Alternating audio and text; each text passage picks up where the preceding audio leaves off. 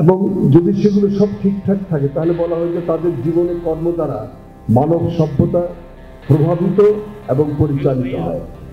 আমি মনে করি জিয়াউর রহমানকে ছাড়া বাংলাদেশ চিন্তা করা যায় না। এই বইকে নানা ধরনের অধ্যায় আমরা সংযোজন করেছি। এর মধ্যে জিয়াউর রহমানকে স্মরণ করে বাংলাদেশের বিশিষ্ট ব্যক্তিরা ওনার স্মৃতিচারণ করেছেন।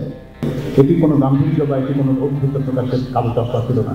তিনি বাংলাদেশকে ধারণ করেন যে মানুষই তার অস্ত্রপাত তিনি নিয়ন্ত্রণ করবার জন্য একজন রাষ্ট্রপতি হিসাবে দেশের সর্বোচ্চ নেতৃত্বের সেই জায়গা থেকে তার সেই আলোকের জায়গার কোনো সুযোগ ছিল না বলে তিনি করেছেন। আসলে এই বইটা দীর্ঘদিনের পরিশ্রমে অনেকে মিলে করেছেন, অনেকে অনেক পরিশ্রম করেছেন, কিন্তু এই বই করার পেছনে একটা উদ্দেশ্য ছিল। সেই উদ্দেশ্যটা হচ্ছে সামগ্রিকভাবে শহীদ প্রেসিডেন্ট জিয়াউর রহমানকে একটা মলাটের মধ্যে সর্বতোভাবে যতটুকু সম্ভব তুলে আনা। জিয়াউর রহমান শহীদ জিয়ার উপরে কথা বলার জন্য কোনো প্রস্তুতি লাগে না। এদেশের তরুণ সমাজ এগিয়ে আসছে, আমাদের ছাত্র দল, আমাদের বিএনপি সবাই এগিয়ে আসছেন। আগামী দিনে জিয়াউর রহমানকে আমার স্মরণ করতে হবে। সেই যে 1971 সালে 26শে মার্চ তিনি স্বাধীনতার ঘোষণা দিয়েছিলেন, জীবন যুদ্ধে নেমেছিলেন, মুক্তিযুদ্ধ দল হিসেবে বিএনপিতে পরবর্তীতে যারা যোগদান করেছিলেন ওনাদেরকে 3 দিনের রণাঙ্গনে পাশে পেয়েছিলেন। আমার মনে আছে 1965 সালে আমি তখন এই পূর্ব পাকিস্তান ছাত্র ইউনিয়ন সলিমুল্লাহ মুসলিম হল শাখার সভাপতি নির্বাচিত হই। আমার সেই কমিটিতে যারা ছিলেন তারা আজকে সবাই আমাকে ছাড়িয়ে গেছেন। আমার সেই কমিটিতে যুগ্ম সম্পাদক ছিলেন, যতটুকু মনে পড়ে, আমার ভাই মির্জা আলমগীর। শহীদ জিয়াউর রহমান বহুদলীয় গণতন্ত্র চালু করেছিলেন।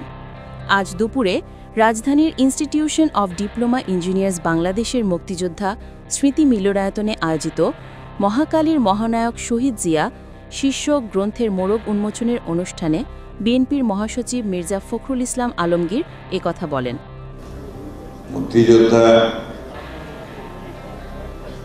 আব্দুল সালাম এবং কথার জাদুকর কবি আব্দুল হাই শিকদার সম্পাদনায় আজকে যে বইটি আমরা মোড়ক উন্মোচন করলাম, এই বইটি মোড়ক উন্মোচন করার সুযোগ পেয়ে আমি নিজেকে অত্যন্ত গর্বিত এবং ধন্য মনে করছি। প্রিয় সুধীবৃন্দ, এখানে সবাই তো সুধীর বংশের আছেন। যে ব্যক্তিত্বকে নিয়ে এই বইটির সংকলন, এই ব্যক্তিত্ব নিয়ে আলোচনা করতে হলে বহু সময় দরকার।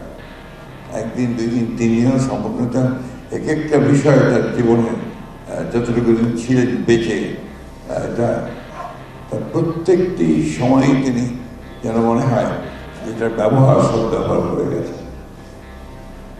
আমি জিয়াউর রহমানকে দেখি একটা বড় ক্যানভাসে, সেই ক্যানভাসটা আমার জাতির ক্যানভাস, আমার জাতির জন্মের ক্যানভাস, আমার জাতির গঠনের শুরুর ক্যানভাস।